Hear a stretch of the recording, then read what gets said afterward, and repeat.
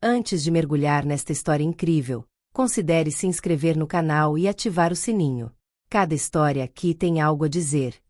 E você não vai querer perder nenhuma. No mundo silencioso e codificado da alta sociedade, onde as aparências muitas vezes substituem a verdade, Lea, uma mulher elegante e discreta na casa dos 30, dava seus primeiros passos como gerente de relações públicas em uma prestigiosa joalheria. A sede da empresa, um imponente edifício de vidro e aço no coração do distrito financeiro, parecia quase surreal quando ela entrou.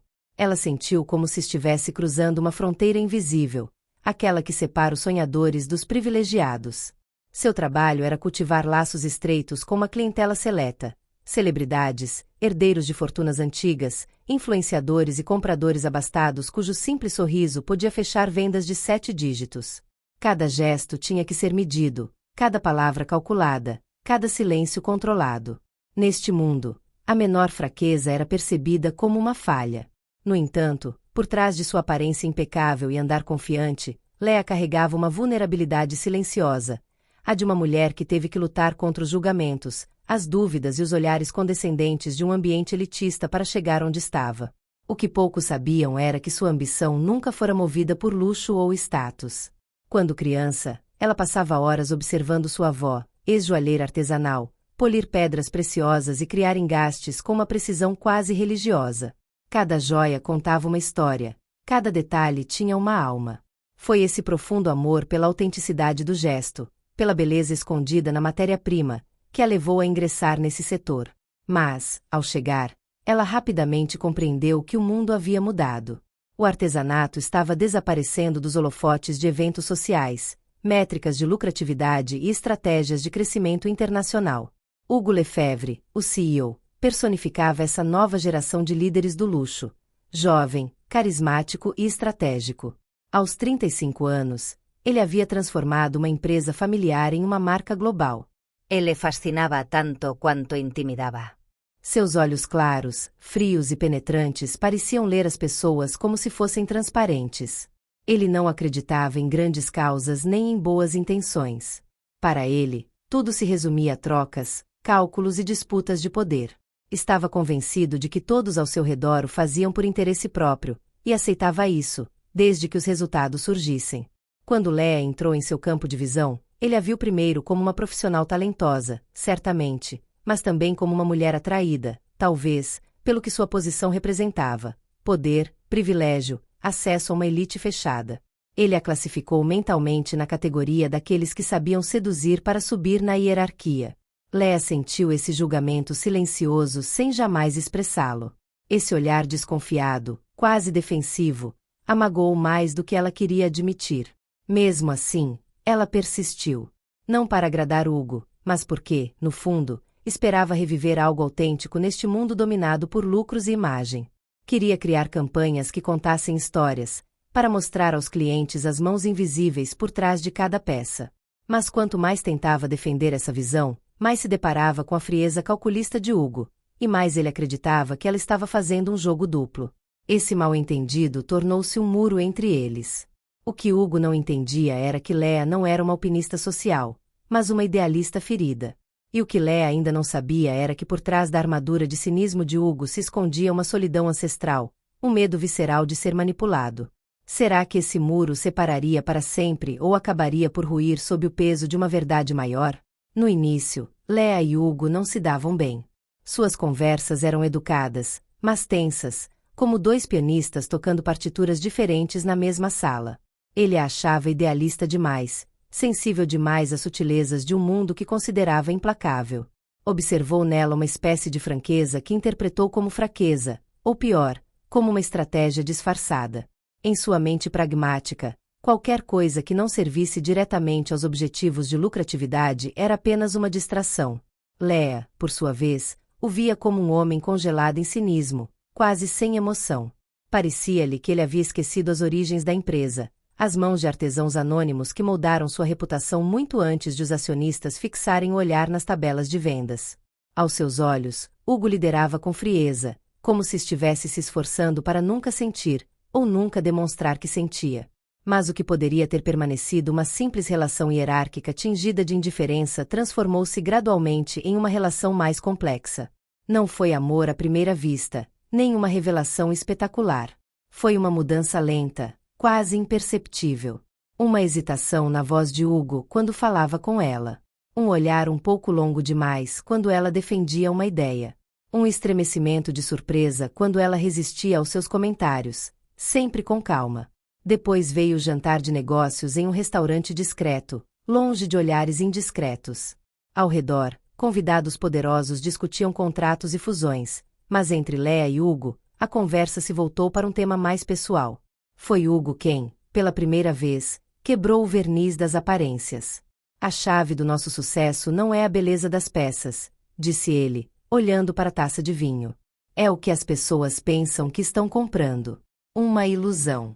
Um senso de pertencimento. Elas querem possuir algo que as diferencie das outras. Não honrar a arte ou o artesão. Não havia paixão nem amargura em sua voz.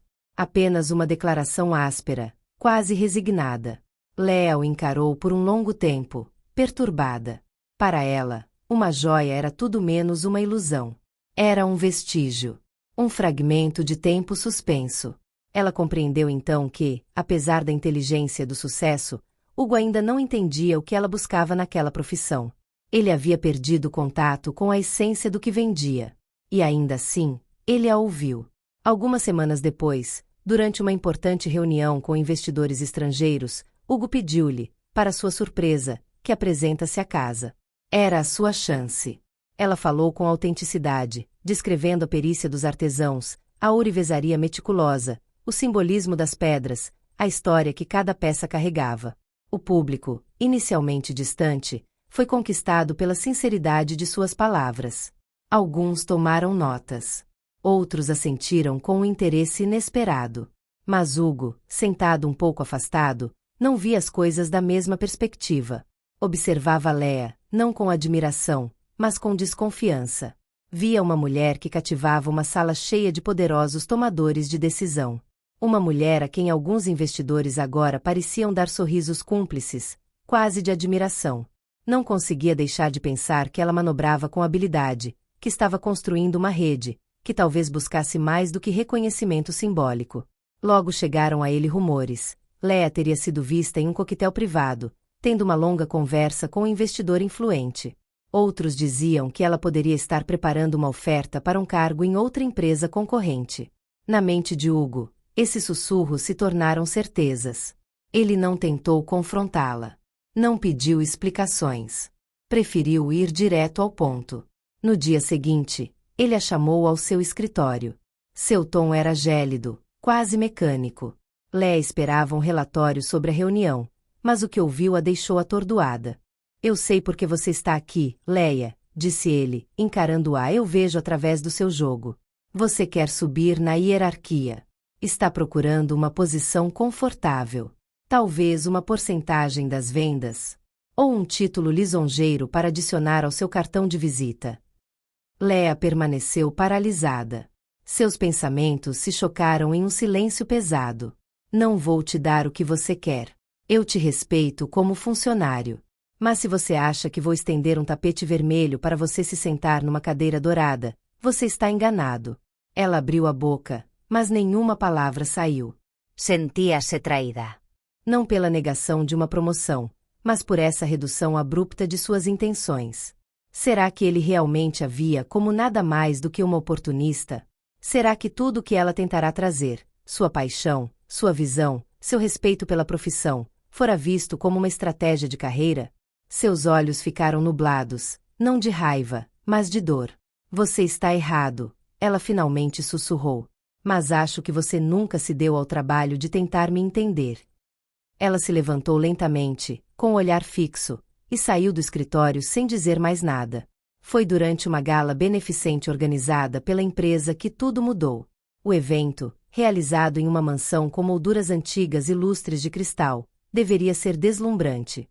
Convidados, investidores, celebridades e figuras do mundo da arte e do luxo, passeavam entre as vitrines iluminadas, com bebidas na mão, discutindo discretamente sobre prestígio e fortuna. Mas, desta vez, algo havia mudado na atmosfera. Não se tratava apenas de uma exposição de luxo ostentoso. Cada joia em exposição parecia contar uma história. As peças foram projetadas como mini-palcos, onde a luz destacava não apenas o brilho das pedras, mas também o trabalho artesanal meticuloso. E foi Leah quem orquestrou tudo isso. Ela não estava lá apenas como relações públicas. Naquela noite, ela era a alma do evento. Ela havia pensado em tudo, na cenografia, nos textos poéticos inscritos em filigrana nas paredes, nos trechos de arquivo mostrando os antigos artesãos em ação, nos discretos depoimentos em áudio escondidos entre as vitrines. Ela havia dado voz àqueles que não eram mais ouvidos. Hugo, como dono do lugar, observara tudo isso inicialmente de certa distância. Deixará-se levar pelos elogios, pelos tapinhas nas costas, pelos sorrisos convencionais dos sócios. Mas, ao atravessar a sala, um detalhe lhe chamou a atenção: um colar antigo exposto sob um vidro, acompanhado de uma breve legenda. Forjada em 1911 por Elise Morin, viúva e mãe de 5 filhos, esta joia foi inspirada nas estrelas que ela observava todas as noites em sua oficina. Ela a projetou como uma mensagem de esperança. Um silêncio interior tomou conta de Hugo. Ele já tinha visto aquele colar dezenas de vezes. Lembrava-se de seu valor de mercado, de seu design, de seu potencial de negociação. Mas nunca havia se detido naquela história. E de repente, ele viu Leah, um pouco mais distante. Ela se movia entre os convidados com naturalidade e elegância. Não numa postura de sedução ou busca de reconhecimento, mas como alguém que zela por uma obra coletiva, orgulhoso do trabalho realizado. Ele viu seu sorriso sincero quando um joalheiro idoso apertou sua mão, comovido ao ver seu trabalho destacado. Viu seus olhos brilhantes quando jovens estagiários lhe mostraram fotos de suas oficinas, inspirados pelo evento. Foi então que Hugo entendeu. Um clique repentino e claro. Brutal. Ele estava errado. Estava gravemente enganado sobre ela. Pior, ele a reduzira a um estereótipo, acreditando que estava se protegendo enquanto se isolava da realidade. Leah nunca fora uma ameaça à integridade da empresa.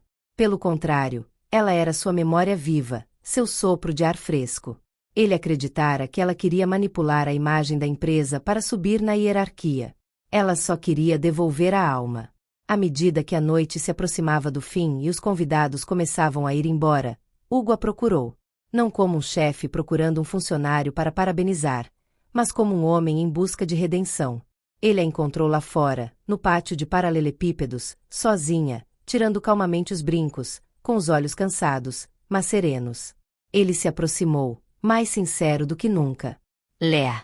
Eu estava errado, ele disse simplesmente. Ela se virou, surpresa ao ouvi-lo chamá-la assim, tão bruscamente. Eu pensei que você só estivesse interessado em dinheiro, ele continuou. Mas você me mostrou que busca beleza, história, amor em cada peça. Eu finalmente entendi. Leah olhou para ele por um longo tempo, seus olhos brilhando com lágrimas que ela se recusava a deixar cair. Eu nunca quis dinheiro, Hugo, ela sussurrou. O que eu quero é que esta empresa se lembre do que ela é, do que ela oferece ao mundo.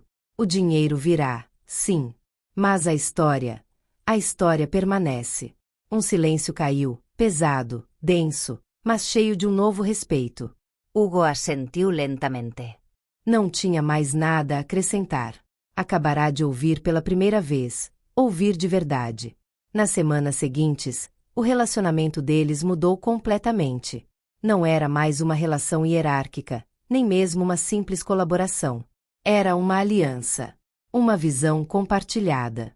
Juntos, eles reorientaram a empresa, criaram uma nova linha em homenagem aos mestres artesãos de cada geração, organizaram exposições itinerantes e escreveram um manifesto pela ética na joalheria fina. A casa recuperou seu prestígio, mas também sua autenticidade. Não era o dinheiro que os unia, mas uma paixão compartilhada por algo maior que eles mesmos. E além do brilho das pedras, o que brilhava agora era a confiança, o respeito, e talvez, em algum lugar, o início de um amor baseado não no desejo, mas em profunda admiração e verdade.